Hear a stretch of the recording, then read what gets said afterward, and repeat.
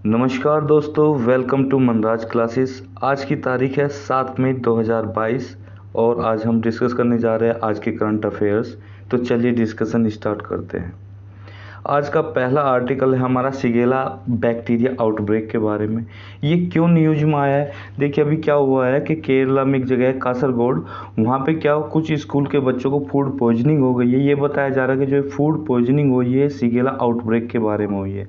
ऐसा नहीं है कि ये केरला में पहली बार इसका असर देखने को मिला है। इससे पहले 2019 में भी कोयलैंडी डिस्ट्रिक्ट में इसका आउटब्रेक देखने को मिला था। तो चलिए इसके बारे में थोड़ा सा और जानते हैं। देखिए अगर ये जो आपका बैक्टीरिया होता है, इसकी पिक्चर यहाँ पे दी गई है, तो आप देख सकते हैं इसकी ये किस टाइप का होता है।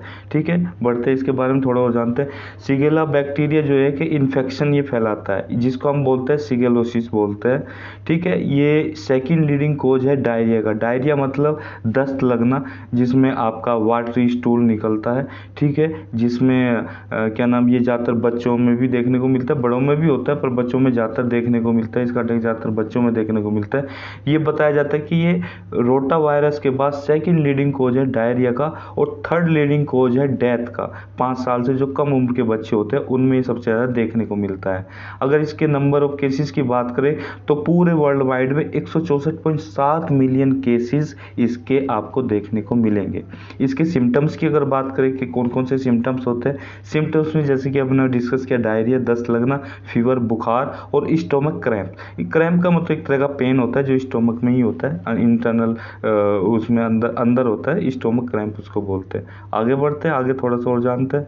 तो इसका ट्रांसमिशन की बात करें कैसे फैलता है, देखो कॉन्टामिनेटेड वाटर या कॉन्टामिनेटेड फूड से और या पर्सन टू पर्सन कॉन्टेक्ट से। अगर आपका फूड में कुछ अशुद्धियाँ विलिप्त है, अशुद्धियाँ मिली हुई है, गंदा फूड है, उसके खाने से फैलता है, गंदा पानी पीने से फैलता है। अगर किसी पर्सन को ये आउटब्रेक हुआ है या ये बीमारी लगी है, इस तरह की प्रॉब्लम है, इसका इन्फेक्शन है, तो अगर वो पर्सन दूसरे पर्सन के टच में आता है तो ये चांसेस है कि वो दूसरे पर्सन में भी ट्रांसफ़र हो जाए। अगर इसकी डिसीज़ की बात करें कहाँ पे ज़्यादा फैलती है, देखिए ज़्यादातर गरीब बस्तियों में, जहाँ पे ज़्यादातर स्लम एरिया होता है या क्राउडेड एरिया होता है, कम्युनिटी जहाँ पे जैसे कि मार्केट होगी, तो वहाँ पे इसके फैलने की चांस ज़्यादा होता है, क्योंकि वहाँ पे ही ज़्यादा पर्सन टू पर्सन कॉन्टैक्ट होगा और गंदगी भी उसी एरिया में ज़्यादा मिलेगी जहाँ पे क्राउडेड एरिया ज़्यादा हो, जैसे मार्केट हुई, आपकी स्लम डिवेलर्स जो होते हैं वहाँ पे। इंक्यूबेशन पीरियड की बात करें जनरली 1 से 4 दिन का होता है। सबसे पहले तो हम ये जान लेते हैं इंक्यूबेशन पीरियड कहते किसे। देखिए इंक्यूबेशन पीरियड उसको बोलते हैं जब आप किसी बैक्टीरिया, किसी इन्फेक्शन के टच में आते हैं, और टच में आने से लेकर और उसके सिम्टम, जो फर्स्ट सिम्टम जो आपको दिखेगा, उसके बीच का जो टाइम होता है वो इंक्यूबेशन पीरियड बोला जाता है। यानी कि अगर आज कोई आदमी किसी इन्फेक्शन जैसे कि फीवर होने के चांस मान लो है, तो फीवर का जो आपका बैक्टीरिया होगा, वायरस होगा, जिस वजह से भी आपको फीवर होगा, उसके टच में आएंगे, और फीवर का आपको अगर लगता है कि भाई 1 दिन बाद उसका असर दिखेगा, आपकी बॉडी में पेन होना शुरू हो जाएगा, आपको हो सकता है जुकाम हो जाए, खांसी हो जाए, तो सिर दर्द हो जाए, तो इसके सिम्टम्स अगर आपको 1 दिन बाद दिखते हैं तो इसे कहेंगे इंक्यूबेशन पीरियड। यानी कि 24 घंटे, यानी कि 1 दिन 24 घंटे लगे उसका सिम्टम दिखने में, एक्सपोजर से लेके सिम्टम दिखने में 24 घंटे लगे, दैट मीन्स उसका आपका इंक्यूबेशन पीरियड 24 घंटे होगा। यहाँ पे अगर बात करें शिगेला बैक्टीरिया की, तो उसका इंक्यूबेशन पीरियड 1 से 4 दिन का है, यानी कि इसका सिम्टम दिखने में 1 दिन भी लग सकता है और 4 दिन भी ले लेता है। वैक्सीन की बात करें, देखिए इसकी कोई वैक्सीन नहीं है, इसका एक ही इलाज है कि आपको सेल्फ लिमिटिंग कर दे। सेल्फ लिमिटिंग से मतलब है कि आप इससे बच के रहे, साफ शुद्ध खाना खाए, साफ पानी पिए, कि किसी भी कॉन्टामिनेटेड चीज़ों के टच में ना आए, जैसे कि फूड और वाटर, इस चीज़ का कि आप साफ शुद्ध, इसलिए हाथ धोए, जितना ज़्यादा से ज़्यादा हो सके हाथ धोए। इसका ट्रीटमेंट में है कि ज़्यादा से ज़्यादा पानी पिए, साफ पानी पिए, और आप इलेक्ट्रोलाइट लेते रहे जैसे कि ORS, और अगर एंटीबॉडी जो कोई अगर डॉक्टर प्रिस्क्राइब करता है उस एंटीबॉडी को खाए, तो इससे बचा जा सकता है, इसके ट्रांसमिशन को रोका जा सकता है। पब्लिक हाइजीन में क्या आएगा कि हैंड वॉश करें टाइम टू टाइम, बार बार हैंड वॉश करें। इसके हैंड वॉश करने से इसे लगभग 70% तक कम किया जा सकता है। आगे बढ़ते हैं, अगला हमारा आर्टिकल है यूनिक डिसेबिलिटी आईडी स्कीम के बारे में। यूनिक डिसेबिलिटी आईडी स्कीम देखिए ये unique disability ID scheme ministry of social justice and empowerment के द्वारा चलाई गई है। इसके इम्प्लीमेंटेशन को तेज करने के लिए क्या किया गया है कि जो पर्सन्स विद डिसेबिलिटी है, यानी कि आपके दिव्यांगजन जिन्हें हम बोलते हैं, उनको ये फ़ायदा पहुंचाने के, गवर्नमेंट की स्कीम का फ़ायदा पहुंचाने के लिए उन्हें कार्ड, एक सर्टिफिकेट दिया जाएगा जिसका नाम होगा यूनिक डिसेबिलिटी आईडी कार्ड। ठीक है, ये सभी 75 डिस्ट्रिक्ट्स में चलाई गई है। 75 डिस्ट्रिक्ट्स में चलाई गई। क्वेश्चन बन सकता है, क्वेश्चन आ जाए उसमें एक ऑप्शन हो, क्या ये पूरे इंडिया के सभी डिस्ट्रिक्ट में चलाई गई है? नहीं, ये गलत हो जाएगा। ये सिर्फ 75 डिस्ट्रिक्ट में चलाई है। 25 डिस्ट्रिक्ट में इसको रोल आउट किया गया। अब हम क्या देखते, देखिए आप जानते हैं कि आज़ादी का अमृत महोत्सव चल रहा है। आज़ादी के अमृत महोत्सव में भी क्या होगा, रूरल डेवलपमेंट जो मिनिस्ट्री है उसका एक कैंपेन है। ठीक है, उसमें क्या करती है कि ये 75 डिस्ट्रिक्ट्स में से एक उन जो अनसंग हीरोज है, जिन्होंने अपने या फिर जो हमारा फ्रीडम स्ट्रगल हुआ था उसमें जिन्होंने बहुत बड़ा योगदान निभाया, पार्टिसिपेट किया, पर उनका ज़्यादा नाम नहीं है, तो ऐसे कुछ डिस्ट्रिक्ट को सेलेक्ट किया जाता है एक 90 दिन की कैंपेन के अंदर जो रूरल मिनिस्ट्री द्वारा चलाई जाए। उसके तहत इस आईडी प्रोग्राम को उसका एक ये क्या ये वहाँ पे जिनको मतलब सेलेक्ट किया जाएगा, उनमें से कुछ को जहाँ पे वो दिव्यांगजन होंगे या उनमें उनको ये आपका कार्ड प्रोवाइड किया जाएगा जिसे हम UDID बोल रहे हैं। ठीक है, अब इसमें ये 17 स्कीम्स का लगभग पूरा कवरेज किया गया और ये 75 डिस्ट्रिक्ट में चलाई गई है। ये हमने अभी इसमें डिस्कस किया। आगे बढ़ते हैं, आगे इसके बारे में थोड़ा सा और जानते हैं। देखिए जो ये क्यों चलाई जा रही है हमने अभी पढ़ ही लिया कि जो ये कि हमें नेशनल डाटाबेस तैयार हो जाएगा हमारा, जब हम किसी को कार्ड देंगे, PWDs को कार्ड देंगे, यानी कि पर्सन विद डिसेबिलिटी, जब उनको जो कार्ड प्रोवाइड करा जाएगा तो उनका कार्ड प्रोवाइड करवाने से पहले उनका नाम, एड्रेस, सारी डिटेल ली जाएगी ना। तो इस तरह से हमारे जो दिव्यांगजन है उनका एक नेशनल डाटाबेस तैयार हो जाएगा। और अगर आपके पास नेशनल डाटाबेस है किसी चीज़ का या किसी कम्युनिटी का, जो भी आप जिस कम्युनिटी को टारगेट करते कि उन्हें गवर्नमेंट स्कीम का फ़ायदा पहुंचाया जाए या उनके लिए किसी पर्टिकुलर स्कीम चलाने की ज़रूरत है, तो अगर आपके पास डाटा है तो आप अच्छी तरह से किसी स्कीम को उन पे इम्प्लीमेंट किया जा सकता है, उन्हें उनका पूरा लाभ पहुंचाया जा सकता है। तो यही में बोला गया है कि एक नेशनल डाटाबेस तैयार किया जाएगा जो पर्सन विद डिसेबल्ड पर्सन है उनका, और उनको ये ID कार्ड दिया जाएगा जिससे कि उन्हें गवर्नमेंट स्कीम का बेनिफिट मिल सके, लाभ मिल सके। इसका सिग्निफिकेंस यही होगा कि ये ट्रांसपेरेंसी को, एफिशिएंसी को और जो आपकी गवर्नमेंट स्कीम है उनकी डिलीवरी में, उनके बेनिफिट्स को डिलीवर करने में बहुत ज़्यादा सहायता पहुंचाएगी। किनको? जो आपके दिव्यांगजन है उनको, और एक पूरी एक तरह से समाज में, सोसाइटी में यूनिफॉर्मिटी लाने का काम करेगी। क्यों? क्योंकि जो हमारे दिव्यांगजन है उनको भी एक इक्वल प्लेटफॉर्म पर लाके खड़ा कर देगा। क्योंकि एक स्कीम है, जैसे कि कोई स्कीम है तो वो इसी स्कीम का लाभ एक आम आदमी को जो मिल रहा है, जो कि दिव्यांगजन नहीं है उसे मिल रहा है, मगर एक दिव्यांगजन को नहीं मिल रहा है, तो इससे क्या होता है, यूनिफॉर्मिटी समाज में नहीं आ पाती, तो हमारे एक जो दिव्यांगजन का एक समाज है वो छूट जाता है। ठीक है, तो यहाँ पे एक बात और कही गई कि सॉरी, इससे एक फिनेंशियल प्रोग्रेस मिलेगा। जो आपके दिव्यांगजन है, जो बेनिफिशरी होंगे, उनको एक फिनेंशियल और फिजिकल प्रोग्रेस मिलेगा। और इनको सभी को कि आपको कितनों को दी जा चुकी है फिनेंशियल असिस्टेंस, कितनों नहीं दी जा चुकी है और किस किस लेवल पे दी जा चुकी है, इनको सब एक स्ट्रीमलाइन करा जा सकता है, यानी कि एक प्लेटफॉर्म पे लाकर उनका सबका डाटा तैयार कराया जा सकता है, सभी को ट्रैक किया जा सकता है, जिससे स्कीम का अच्छी तरह से इम्प्लीमेंटेशन हो सके। ठीक है, आगे बढ़ते हैं।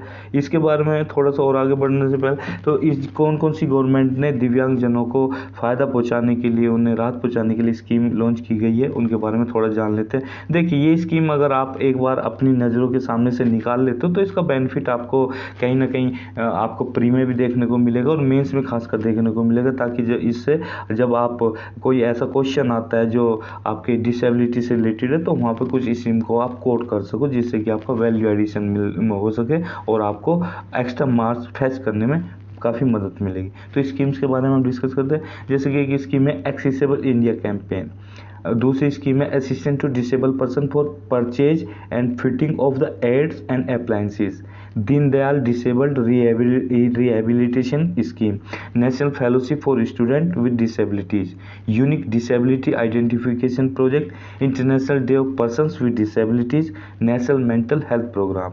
तो ये कुछ स्कीम्स है जो डिसेबल पर्सन्स के लिए गवर्नमेंट ऑफ इंडिया ने चला के रखी हुई है। ठीक है, आगे बढ़ते हैं।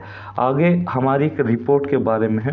देखिए क्या है कि जो हमारी एक ऑर्गेनाइजेशन है, इंटरनेशनल ऑर्गेनाइजेशन, अगर हम इंटरनेशनल लेवल पे बात करें कि इंटरनेशनल ऑर्गेनाइजेशन जिसका नाम है United Nation food and agriculture organisation, ये ऑर्गेनाइजेशन एक रिपोर्ट रिलीज करती है जिसका नाम है state of the world forest report 2022। इसने भी ये रिपोर्ट रिलीज की है।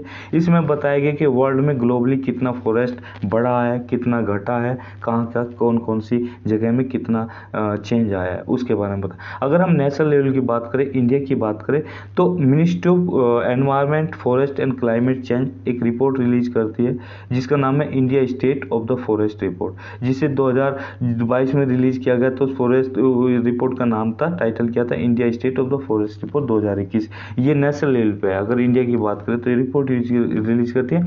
और इंटरनेशनल लेवल पे अगर बात करें तो UNFAO के द्वारा कौन सी रिपोर्ट रिलीज की जाती है, state of the world forest report 2022। मतलब ये रिपोर्ट रिलीज की जाती है 22 में रिलीज की गई है। ठीक है, इस रिपोर्ट में क्या क्या चीज़ें बताई गई, क्या बोलती है रिपोर्ट, इसके बारे में थोड़ा सा पढ़ लेते हैं। सबसे पहले तो ये जान लीजिए कि रिपोर्ट साल में 2 बार रिलीज की जाती है, बाई एनुअली रिपोर्ट रिलीज की जाती है। इसका जो 2022 का भी एडिशन रिलीज किया गया है उसमें 3 पाथवेज के बारे में बात की गई है। एक तो हमें डिफोरेस्टेशन को बंद करना है, हाल्ट करना है, एक स्टैंड स्टिल पे लेके आना है, क्योंकि डिफोरेस्टेशन की वजह से बहुत बड़ा एनवायरनमेंट डिग्रेड हो रहा है, क्लाइमेट चेंज देखने को मिल रहा है।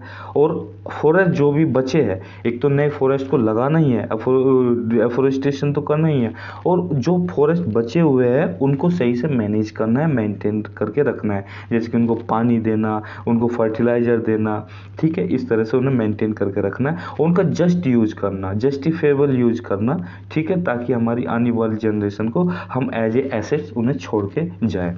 ठीक है, एक है रिस्टोरेशन डिग्रेडेड लैंड, जो लैंड डिग्रेड हो चुका है, जैसे बैरन लैंड है, बंजर लैंड है, जहाँ पे कोई खेती नहीं होती है, उसको रिस्टोर करना, दोबारा से उसे उपजाऊ बनाना, उसे काम में लेके आना। ठीक है, और एग्रो फॉरेस्ट्री को एक्सपेंड करने का काम।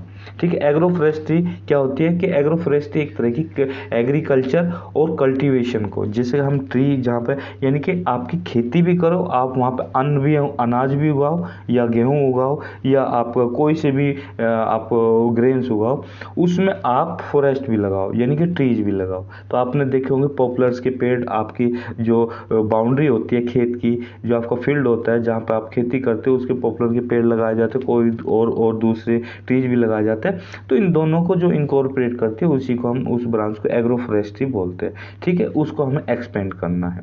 ठीक है, तीसरा हमारा जो फॉरेस्ट पाथवे है वो है कि सस्टेनेबल यूज करना है फॉरेस्ट का, और एक ग्रीन वैल्यू चेन को हमें बिल्डअप करना है। अब ये ग्रीन वैल्यू चेन एक नया टर्म आया है, इसके बारे में हम जान लेते हैं। ग्रीन वैल्यू चेन हम जनरली क्या है कि इसे एक तरह से अगर डेफिनेशन के रूप में हम पढ़े तो हम ये बोलेंगे कि improve overall sustainability of entire chain by optimising link between actors. जितने भी हमारे स्टेक होल्डर्स है, जितने भी एक्टर है, उनको लिंक करना है, ऑप्टिमाइज करना है। ठीक है, पूरा एक सस्टेनेबल यूज करके एक इम्प्रूवमेंट करनी है ओवरऑल पूरी चेन में, जिससे कि उसे ऑप्टिमाइज किया जा सके, सस्टेनेबल यूज किया जा सके, और सभी एक्टरों को एक साथ लिंक किया जा सके। इसी पूरी चेन को जो बनेगी, चेन बनेगी, उसे ग्रीन वैल्यू चेन हम बोलेंगे। ठीक है, आगे बढ़ते हैं, इसके बारे में थोड़ा सा और आगे जानते हैं इस रिपोर्ट के बारे में। इस रिपोर्ट में क्या क्या कहा गया है। सबसे पहला पॉइंट इसका जो है ये फॉरेस्ट के लॉस के बारे में ये रिपोर्ट कुछ बताती है। ये क्या बताती है कि देखिए, डिफोरेस्टेशन के बारे में जो ये बताती है, कहते हैं 1990 से लेके 2020 के बीच लगभग 420 मिलियन हेक्टेयर फॉरेस्ट को काटा जा चुका है, यानी कि इतना डिफोरेस्टेशन हो चुका है। हालांकि इस रिपोर्ट में यही बताया गया कि जो डिफोरेस्टेशन का रेट है वो डिक्लाइन हुआ है, कम हुआ है, मगर इतना फॉरेस्ट आपका काटा जा चुका है। देखिए कितना बड़ा लॉस हुआ है पूरे आपके ग्रीनरी को, एक डिफोरेस्टेशन कितने लार्ज स्केल पर हुआ है। अगर ये कंक्रीट का जो डेवलपमेंट किया जा रहा है, बड़े बड़े प्रोजेक्ट लगाए जा रहे हैं, उस प्रोजेक्ट को लगाने कितना बड़ा विनाशकारी मतलब काम किया जा रहा है। ठीक है, अब इसमें थोड़ा सा और आगे बढ़े, ये रिपोर्ट एक फोरकास्ट भी करती है। ये बताती है कि अगर इसी तरह से डिफोरेस्टेशन चलता रहा तो 2016 से लेके 2050 के बीच जो ट्रॉपिक्स आपके है, ट्रॉपिक एरिया है, उसमें लगभग 290 मिलियन हेक्टेयर के आपके एकड़ के बराबर फॉरेस्ट आपका डिग्रेड हो जाएगा, यानी कि डिफोरेस्टेशन इतना हो चुका होगा। अब इस डिफोरेस्टेशन की वजह से कि इन्फेक्शियस डिसीज कितनी फैली है और कितनी फैलने की आशंका, इसके बारे में भी रिपोर्ट बताती है। ये बताती है कि जो लगभग 250 इमर्जिंग इन्फेक्शियस डिसीज है वो फॉरेस्ट से लिंक है, कि फॉरेस्ट के डिग्रेडेशन से इतनी नई 250 इन्फेक्शियस डिसीज इमर्ज हुई है। उसमें से 15% आपकी क्या नाम इन्फेक्ट कर रही है पूरी ह्यूमैनिटी को, जिसमें से कुछ जैसे कि कोविड-19 है, ड्रग इन्फेक्शियस डिसीज़ है जैसे कि एंटीमाइक्रोबियल, कि हम ड्रग्स का ओवरडोज करते हैं, उन्हें बहुत ज़्यादा लार्ज स्केल पे कंज्यूम करते हैं, उसकी वजह से हमारे पर अंदर बॉडी के अंदर एंटीमाइक्रोबियल रेजिस्टेंस क्रिएट हो जाता है। इसके ऊपर यूपीएससी ने क्वेश्चन भी पूछा था।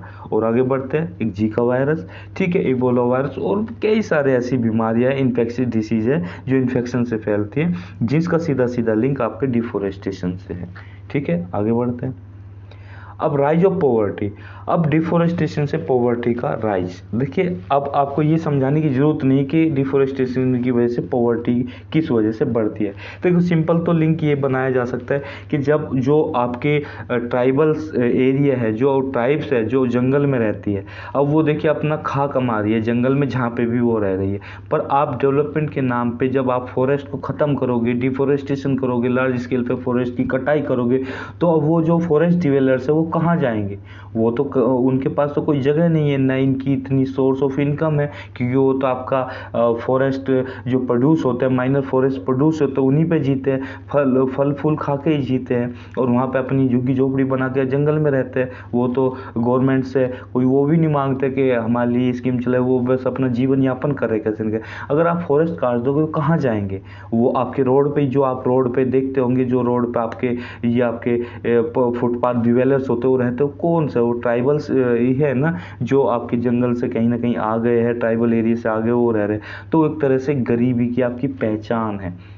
ठीक है, तो इस तरह से गरीबी बढ़ती है और बीमारियां तो बढ़ ही रही है, इसमें तो कोई डाउट ही नहीं है। तो इस रिपोर्ट में ये बोला गया है कि 154 मिलियन पीपल और एक्सट्रीम पॉवर्टी के अंदर आ गए। कब के बाद? कोविड के बाद, जो कोविड-19 की आपकी लहर आई थी उसके बाद 154 नहीं 124 मिलियन, यानी कि 124 मिलियन पीपल और आपके एक्सट्रीम पॉवर्टी के अंदर कवर हो गए। ठीक है, अब नेचुरल रिसोर्सेज का कंज्यूमशन कितने लार्ज स्केल पर हो रहा है उसके बारे में हम थोड़ा सा जानते हैं। इसमें ये बताया गया कि जो नेचुरल रिसोर्सेज का जो कंज्यूमशन हो रहा है वो ग्लोबली इतना कंज्यूमशन हो रहा है नेचुरल रिसोर्सेज का कि मोर देन द डबल, यानी कि 2017 में 92 बिलियन टन का कंज्यूमशन था, मगर ये रिपोर्ट ये कहती है 2060 तक आते आते ये कंज्यूमशन 190 बिलियन टन तक बढ़ जाएगा। और वर्ल्ड पॉपुलेशन की अगर बात करें तो वर्ल्ड पॉपुलेशन का इस रिपोर्ट ने प्रोजेक्शन किया है, ये बताया है कि 2050 तक आते आते वर्ल्ड की पूरी पॉपुलेशन लगभग 9.27 और 9.7 बिलियन हो जाएगी। इतने बिलियन, अब सोच के देखिए, अर्थ उतनी ही है, अर्थ तो एक्सपेंड नहीं हो रही है, अर्थ का हैबिटेबल एरिया तो एक्सपेंड नहीं हो रहा है बल्कि और कम ही होता जा रहा है, नेचुरल रिसोर्सेज कम हो रहे हैं, ठीक है, हैबिटेट कम होता जा रहा है, ठीक है, पॉपुलेशन बढ़ती जा रही है, तो कहाँ जाएंगे लोग? तो ये पॉवर्टी की तरफ ही बढ़ रहे हैं ना। जो आपके डेवलपिंग कंट्रीज है या अंडर डेवलप कंट्रीज है वो तो एक तरह से ख़त्म होने की कगार पर हो जाएंगे, और आप ये कहिए जो डेवलप कंट्रीज है वो भी कहीं ना कहीं इस चीज़ का हर्जाना तो भुगतेंगे ही ना।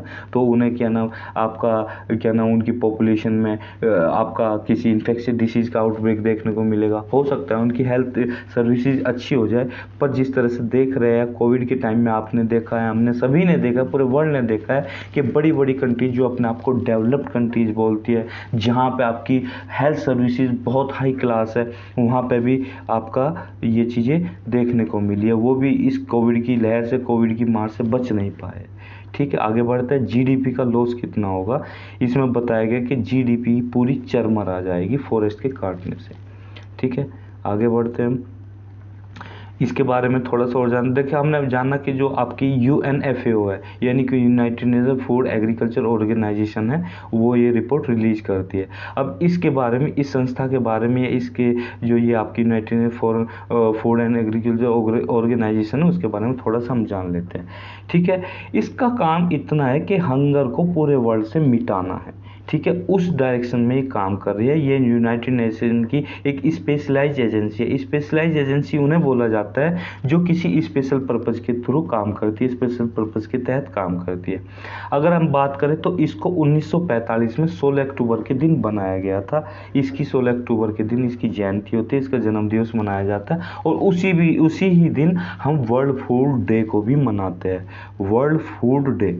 ठीक है, तो उसको भी मनाते हैं। इसका जो हेडक्वार्टर है रोम इटली में है, और इसकी सिस्टर बॉडीज़ की जो बात करें तो हम, तो इसकी sister bodies world food programme जी, जो आपने पढ़ा होगा, international fund for agriculture development, ये भी आपने पढ़ा होगा, ये इसकी दो सिस्टर बॉडीज़ है।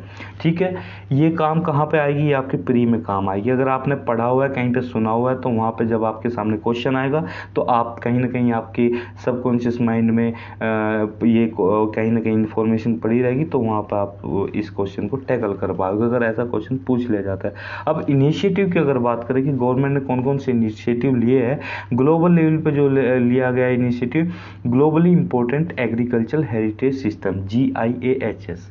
एक और है Codex Alimentarius Commission, the international treaty on plant genetic resources for food and agriculture. ये कुछ ऐसे इनिशिएटिव है जो आपके इसके लिए लिए गए हैं। ठीक है, अब इसके बाद थोड़ा सा और इसके पब्लिकेशन के बारे में जान लेते हैं, कौन कौन से पब्लिकेशन ये आपके वो करती है, इशू करती है, पब्लिश करती है। पहला है the state of the world fisheries and agriculture, SOFIA. State of the world forest, SOFO. State of food security and nutrition in the world, SOFI. और state of food and agriculture, SOFA. State of agriculture commodity market, SOCO. और world food price index.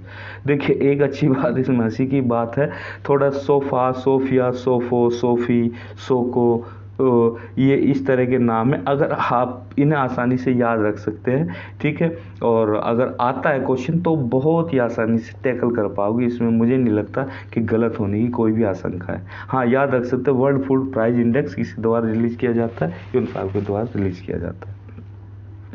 अगले article की तरफ बढ़ते हैं। अगला article हमारा civil registration system report के बारे में। सिविल रजिस्ट्रेशन सिस्टम रिपोर्ट, देखिए सबसे पहले तो इसे जान लो, कौन पब्लिश करता है। ये registrar general of India publish करता है।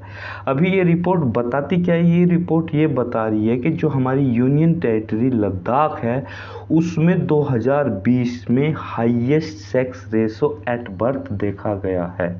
वो कितना देखा गया है, 1104। Highest sex ratio birth Ladakh में देखा गया है, 2020 में नोट किया गया, रिपोर्ट किया गया है। किसके अंदर, सिविल रजिस्ट्रेशन सिस्टम रिपोर्ट, जो कि लॉन्च की जाती है आपकी किसके द्वारा, रजिस्ट्रार जनरल ऑफ इंडिया के द्वारा। वहाँ पे 1104 फीमेल देखी गई है। अब सेक्स रेशो एट बर्थ क्या होता है, इसकी डेफिनेशन क्या है। इसकी डेफिनेशन ये कि नंबर ऑफ फीमेल्स बोर्न पर थाउजेंड्स ऑफ मेल, कि 1000 मेल बच्चों पे, 1000 मेल आदमी पे कि कितनी लड़कियां पैदा होती है। ये आपका सेक्स रेशो एट बर्थ है। ठीक है, अब इसमें ये बात करें कि कहाँ पे हाईएस्ट रहा है 2020 में, तो सबसे हाईएस्ट तो देखो लद्दाख में ही रहा है, 1104। उसके बाद अरुणाचल प्रदेश 1011, उसके बाद अंडमान एंड निकोबार आइलैंड 984, उसके बाद त्रिपुरा, फिर केरला। ठीक है, यहाँ पे एक आपका स्क्रीनशॉट भी लिया गया है जिसमें टॉप 5 हाईएस्ट सेक्स रेशो वाले स्टेट बताए गए हैं, और बॉटम 5 स्टेट और यूनियन टेरिटरीज बताई गई, जिसमें बॉटम 5 में मणिपुर जिसका 880 है, दादर नगर हवेली दमन एंड दीव जिसका 898 है, गुजरात में 909 है, हरियाणा में 916 है, ओबियसली हरियाणा को तो हम एक्सपेक्ट कर ही सकते हैं, और मध्य प्रदेश में 921 है।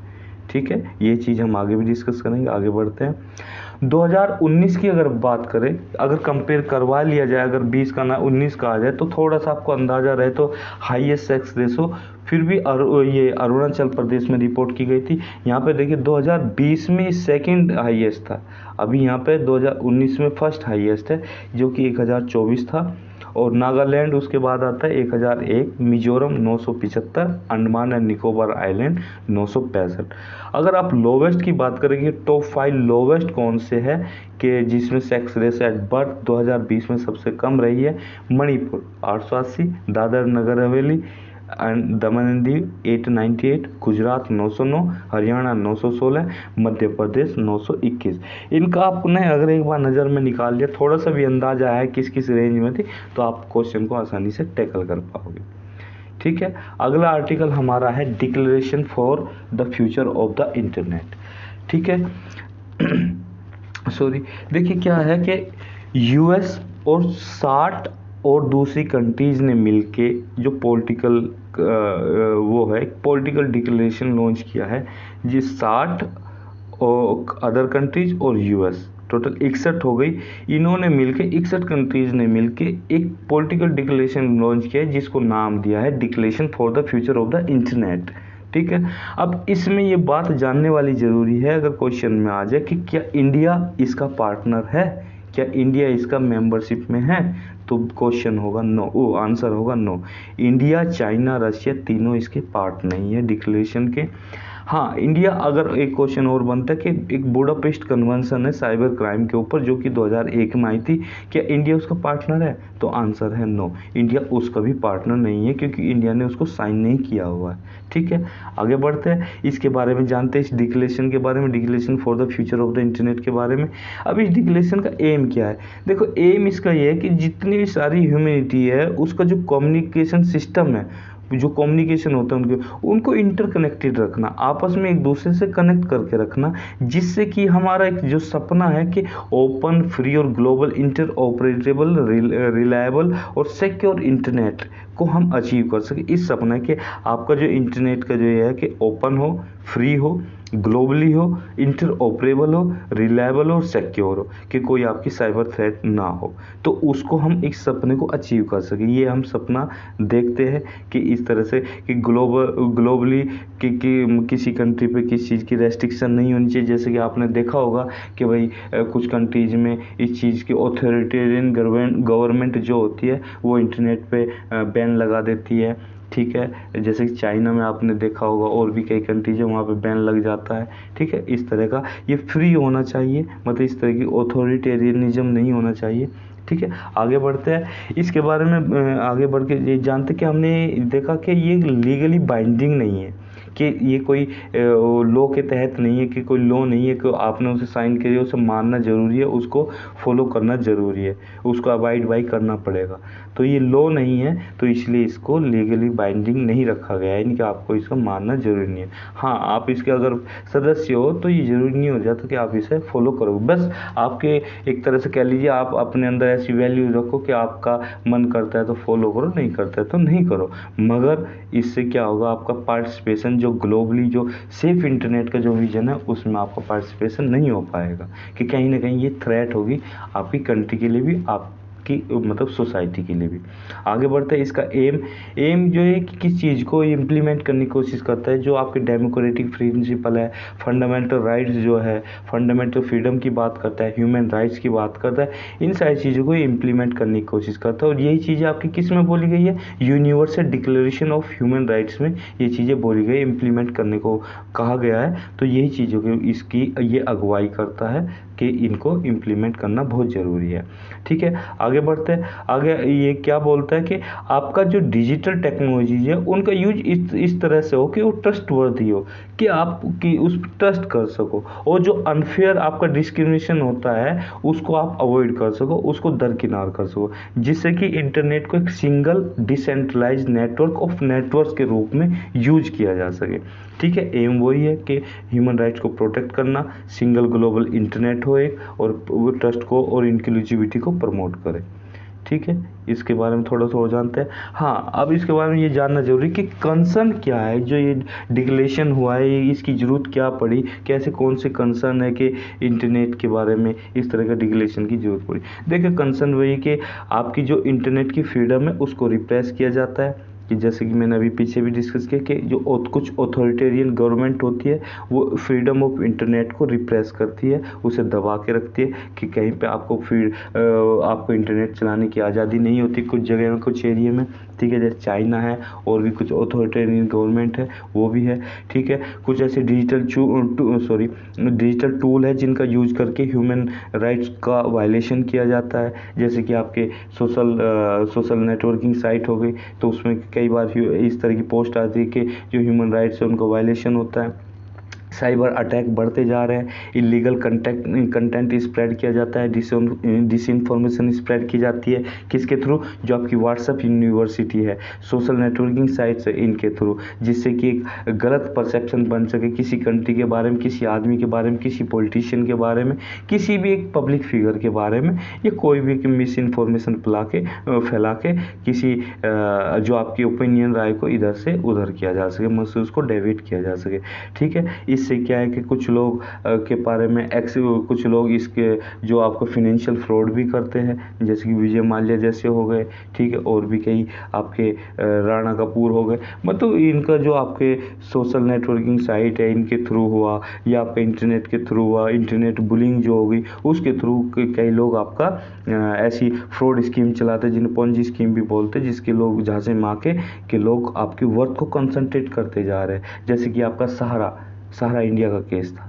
ठीक है, ये और कई एग्जाम हो सकता है, वो अच्छा एग्जाम्पल ना हो, यहाँ पे फिट ना बैठो, पर एक एग्जाम्पल दिया है कि लोग वेल्थ को कंसंट्रेट अपने हाथों में करते जा रहे हैं, जिससे गरीब और अमीर के बीच की खाई बढ़ती जा रही है। ठीक है, इससे डिजिटल ऑथोरिटेरियनिज्म बढ़ता जा रहा है, जैसे कि रशिया और चाइना क्या करते हैं कि आपकी फ्रीडम ऑफ एक्सप्रेशन को, कि अगर कोई किसी गलत चीज़ के लिए आवाज़ उठाते तो उसकी आवाज़ को दबा देते हैं। ठीक है, अगर वहाँ पे जैसे उइगर मुस्लिम के खिलाफ इतना वायलेशन होता है, तो वहाँ पे कोई जर्नलिस्ट आवाज़ उठाता तो उनकी आवाज़ को दबा दिया जाता है। जैसे आपने एक फेमस न्यूज़ देखी होगी, या ये चीज़ आपके ये अली बाबा के जो मालिक है, जो ओनर है, जैक मा, उन्होंने चाइनीज़ गवर्नमेंट के अगेंस्ट कुछ बोला था तो उन्हें गायब कर दिया था कुछ महीने के लिए, उनका पता ही नहीं लगा था कहाँ पे। तो इस तरह से आवाज़ को दबा दिया जाता है जो ऑथोरिटेरियन गवर्नमेंट होती है। सेंसर कर दिया जाता है, जो इंडिपेंडेंट न्यूज़ साइट है उन्हें सेंसर कर दिया जाता है। इलेक्शन को वो कर दिया जाता है, मतलब ओपिनियन बदल दिया जाता है, इन इलेक्शन में इंटरफेयर किया जाता है, डिस इन्फॉर्मेशन को स्प्रेड करता है, और जो सिटीजन्स के ह्यूमन राइट्स हैं उनको डिनाई करता है। ठीक है, अब इंडिया की अगर बात करें, इंडिया कहाँ स्टैंड करता है इंटरनेट फ्रीडम के मामले में। देखो, ये बताया गया कि 2021 में पूरे वर्ल्ड में ग्लोबली 182 इंटरनेट शटडाउन्स हुए थे। ठीक है, सॉरी, शटडाउन यहाँ पे क्रैकडाउन्स हुए थे। शटडाउन एक अलग चीज़ है, वो किसी एक टेक्निकल फॉल्ट की वजह से शटडाउन हो सकता है। ठीक है, क्रैकडाउन किसी आदमी की वजह से, जैसे कि गवर्नमेंट की वजह से या ऑथोरिटेरियन गवर्नमेंट की वजह से, कि इंटरनेट को कुछ एरिया में, कुछ इलाके में, कुछ डिस्ट्रिक्ट में, पूरे किसी कंट्री में या किसी स्टेट में बंद कर दिया, जिसको क्रैकडाउन बोला जाता है। एक टोटल 182 क्रैकडाउन हुए थे, जिसमें से बोला जाता है कि 106 तो इंडिया में ही हुए थे। अब देख ले कितना एक शेयर, कितना ज़्यादा इंडिया में शटडाउन हुए, और उसमें से ये बोला जाता है कि 85 तो आपके जम्मू एंड कश्मीर में ही हुए थे। तो अब हो सकता है गवर्नमेंट की अपनी कुछ मजबूरियां रही है, कुछ ज़रूरी चीज़ें होती है जिसकी वजह से शटडाउन करना पड़ता है, पर हाँ, गलत तरीके से या गलत चीज़ का सहारा लेके कि नहीं हम तो इसकी कंट्री की सिक्योरिटी के पॉइंट ऑफ व्यू शटडाउन कर रहे हैं, चाहे वो आपकी छोटी चीज़ हो, और इसका सारा कंट्री की सिक्योरिटी का सहारा लेके शटडाउन तो वो गलत हो जाता है। इसके बारे में भी उसने सुप्रीम कोर्ट ने और हाई कोर्ट ने फेमस जजमेंट दिए, जो कि आप अगर इस तरह का इंटरनेट का, साइबर अटैक का कुछ वो आता है इशू, तो आप मेंस में इसको कोट कर सकते हो। जैसे कि फेमस जजमेंट है Anuradha Bhasin versus in union of India 2020 का जजमेंट है। इसमें सुप्रीम कोर्ट ने ये बोला है कि जो इंटरनेट सर्विसेज पे जो रेस्ट्रिक्शन होता है वो अनडिफाइंड नहीं होना चाहिए, इलीगल नहीं होना चाहिए।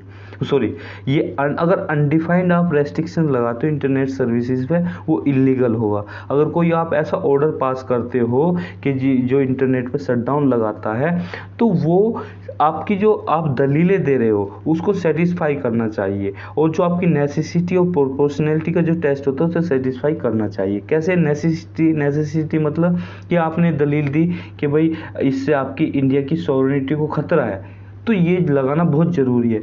तो ये वो ज़रूरी ही होना चाहिए। ऐसे नहीं आपका मन किया लगा दिया, आपने मन चाहे सोचा, आप किसी नाराज़ हो और वहाँ पर आपने लगा दिया और आपने नाम दे दिया कि इंडिया की सॉवरेनिटी को खतरा है। नहीं, वो इतना ज़्यादा ज़रूरी होना चाहिए कि उसके बगैर आपकी इंडिया की सॉवरेनिटी को खतरा हो, तो तब लगाना बनता है। प्रोपोर्शनैलिटी, लॉ ऑफ प्रोपोर्शनैलिटी ये बोलता है कि अगर किसी एरिया में कोई ऐसा आपको लगता है कि दंगा भड़क सकता है, यहाँ पर प्रोटेस्ट हो सकती है, यहाँ पर जान माल की हानि हो सकती है, आम जनता को नुकसान हो सकता है, इंडिया की सॉवरेनिटी को नुकसान हो सकता है, किसी स्टेट की सॉवरेनिटी को और वहाँ की जनता को बहुत बड़ा नुकसान हो सकता है, दंगे भड़क सकते हो, तो आप उतनी एरिया पे लगाओ। ना कि भड़कना था एक जगह पे दंगा, प्रॉब्लम थी एक जगह पे एक छोटे से डिस्ट्रिक्ट में, यानी 1 किलोमीटर स्क्वायर किलोमीटर के अंदर, और आपने लगा दिया पूरे डिस्ट्रिक्ट पे या पूरे स्टेट पे वो इंटरनेट का शटडाउन। तो ये तो गलत हो जाएगा कि उतना ही जगह पे आप लगाओ जहाँ पे ज़रूरी है, ना कि पूरे एरिया पे। तो ये इसमें बोला गया है। अगर अब दूसरा केस है Fatima Shirin versus state of Kerala, ये केरला हाई कोर्ट ने ऑर्डर दिया था। ये बोलता है कि जो आपका राइट टू इंटरनेट एक्सेस है वो आपका फंडामेंटल राइट है, जो कि पार्ट है राइट टू प्राइवेसी या राइट टू एजुकेशन, जो किसके अंदर बताया गया, आर्टिकल 21 के अंदर बताया गया है। ठीक है, आगे बढ़ते हैं। आगे हमारा आर्टिकल है प्रधानमंत्री गरीब कल्याण अन्न योजना के बारे में। अभी हुआ क्या है कि जो प्रधानमंत्री गरीब कल्याण अन्न योजना है, जिसके अंदर राइस और व्हीट, जो आपका चावल और अनाज को पूरे टोटल जो आपके 36 स्टेट और डिस्ट्रिक्ट है टोटल मिला के, उनमें इसको एक्सटेंड कर दिया गया 5 महीने और आगे बढ़ा दिया गया है। ये मई से लेकर सितंबर 2022 तक और चलेगी। इसमें क्या था, किसने किया है, ministry of consumer affairs food and public distribution ने इसको रिवाइज करके कर दिया। ये पार्ट किसका है, ये प्रधानमंत्री किसका पार्ट है, प्रधानमंत्री गरीब कल्याण योजना का ही पार्ट है। इसका नाम क्या है, प्रधानमंत्री गरीब कल्याण अन्न योजना है। ठीक है, प्रधानमंत्री गरीब कल्याण अन्न योजना के बारे में थोड़ा सा और जानते हैं। ये पार्ट है गरीब कल्याण योजना का। इसकी नोडल मिनिस्ट्री कौन है, मिनिस्ट्री ऑफ फाइनेंस इसकी नोडल मिनिस्ट्री है। इसको 2020 में 3 महीने के लिए इनिशियली लॉन्च किया गया था। कौन से मंथ में, अप्रैल मई जून, 3 महीने के लिए, 3 मंथ के पीरियड के लिए लॉन्च किया गया था।